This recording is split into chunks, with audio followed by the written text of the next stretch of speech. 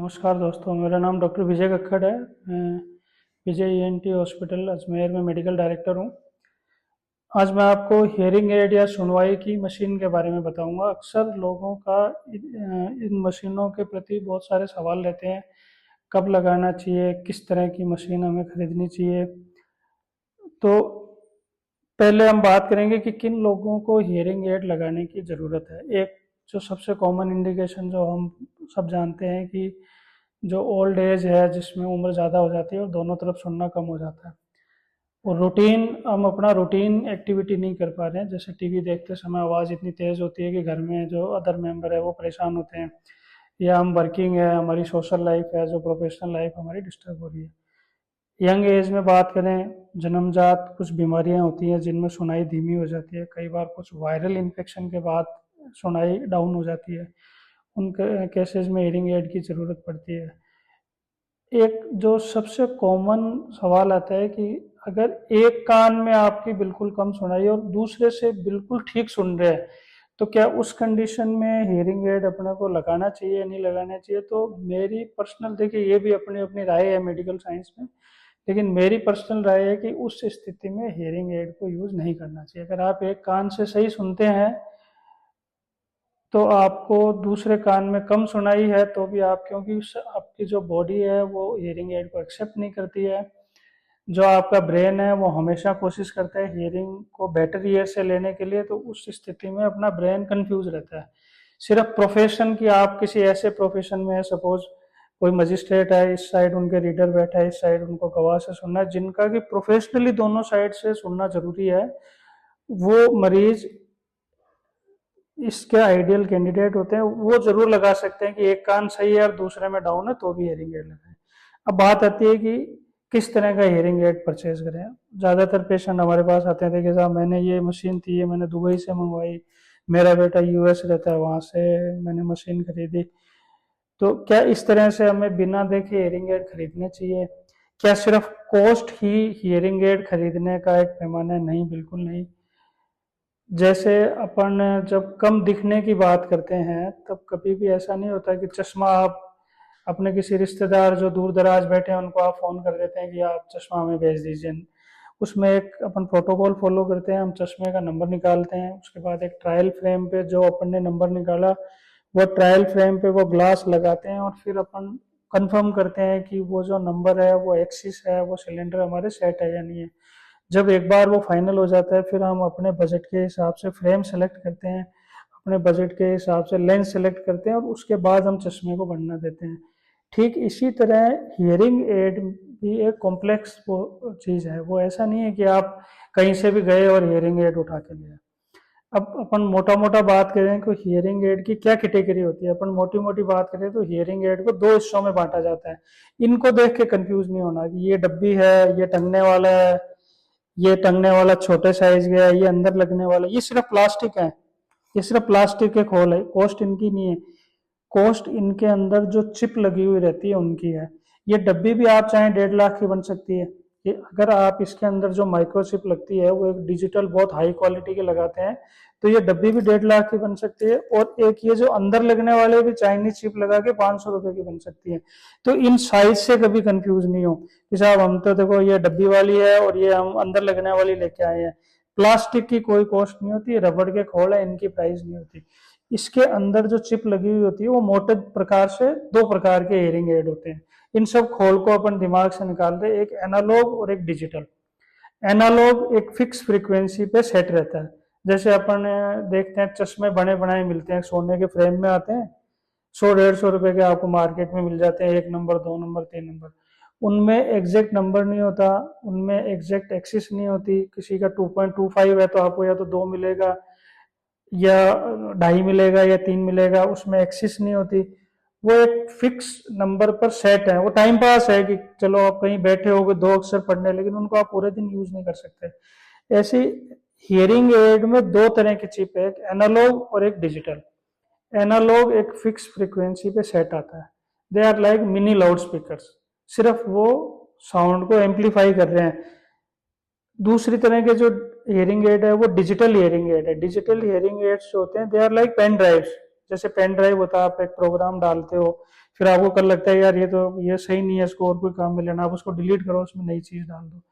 तो जो digital chip होती है उसको प्रोग्रामिंग करते हैं। आपकी जो फ्रिक्वेंसी है, हर फ्रीक्वेंसी पे जितना डेसिबल का लॉस है, सपोज आप 500 हर्ट्ज 1000 हर्ट्ज सही सुन रहे हैं, तो डिजिटल हियरिंग एड जो आप सही सुन रहे हो उसको एज इट इज पास कर देगा। सपोज आप 1500 2000 को 50% कम सुन रहे हैं, उस पर वो 50% गेन दे देगा। सपोज आप 4 किलो हर्ट्ज को 70% डाउन सुन रहे हैं, तो वो उतनी गेन, जिस फ्रीक्वेंसी पे जितना लॉस है उसको सॉफ्टवेयर से प्रोग्रामिंग होती है उस हियरिंग एड की, फिर वो हियरिंग एड उस फ्रीक्वेंसी, जिस फ्रीक्वेंसी पे जितना लॉस है उतना ही गेन देता है। तो डिफरेंस क्या होता है, एनालॉग हियरिंग एड की जो साउंड क्वालिटी अच्छी नहीं होगी, क्योंकि वो मिनी लाउड स्पीकर है, जो फ्रीक्वेंसी ऑलरेडी आप सही सुन रहे हैं उसको भी उसने एम्पलीफाई कर दिया। डिजिटल हियरिंग एड्स है वो स्मार्ट हियरिंग एड्स है, वो उसके अंदर अपन प्रोग्रामिंग कर सकते हैं कि किस फ्रीक्वेंसी को अपन सही सुन रहे हैं।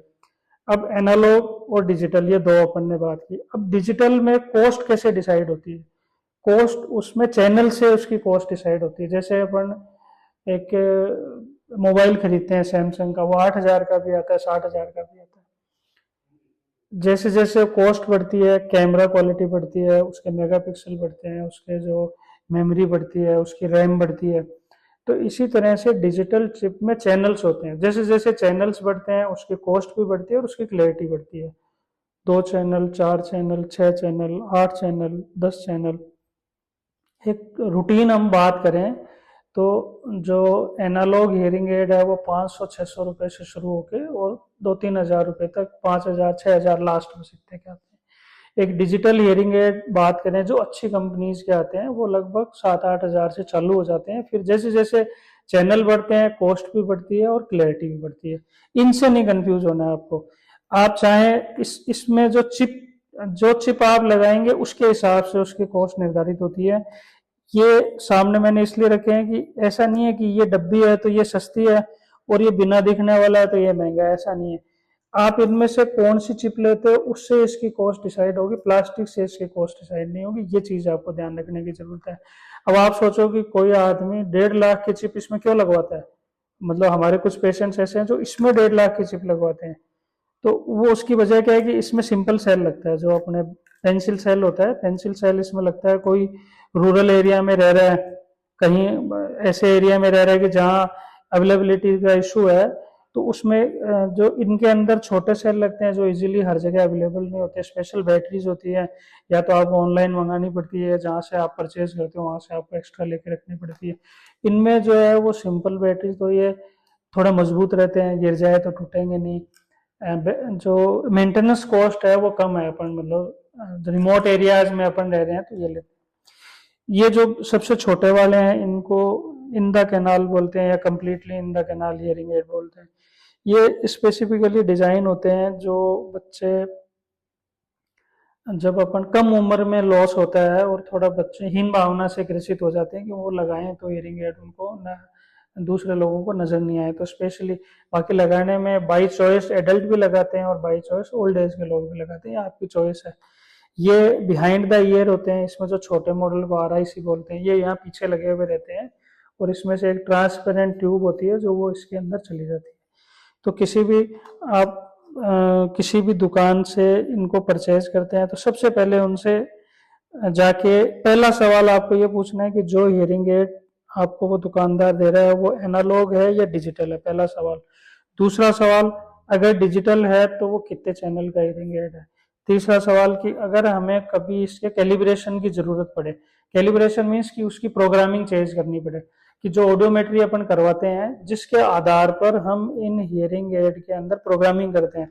जैसे हमने चश्मे का नंबर निकाला, वैसे हमने एक ऑडियोमेट्री करवाई, एक तरह से नंबर निकाला। तो अगर आपने कभी ऑडियोमेट्री टेस्ट करवाया हो या आपने किसी का होते हुए देखा हो तो आपने देखा होगा कि वो एक साउंड देते हैं और पेशेंट से पूछते हैं आप हाथ खड़ा करें, आवाज आई या नहीं आई। तो वो टेस्ट क्योंकि सब्जेक्टिव है, करने वाले का ध्यान इधर उधर हो गया या सुनने वाले का इधर उधर हो गया, तो थोड़ा सा उसमें वेरिएशन आने के चांस रहते हैं। अगर वेरिएशन उस रिपोर्ट में आया तो डेफिनेटली आपकी हियरिंग में भी आ जाएगा।